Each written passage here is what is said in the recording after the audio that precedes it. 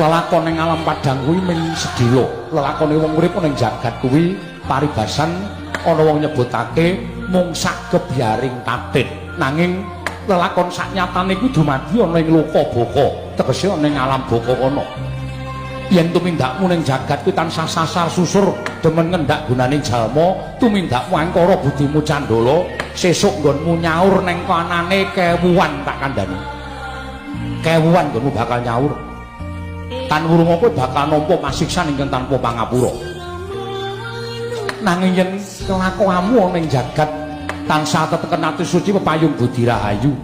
ora nate menggok tumindakmu tansah bener pakartimu neng besok neng kanane ana ing alam langgeng kowe bakal kepenak uripmu kaya ngono kok ora tok pikir kowe iki janjane menggalih apa to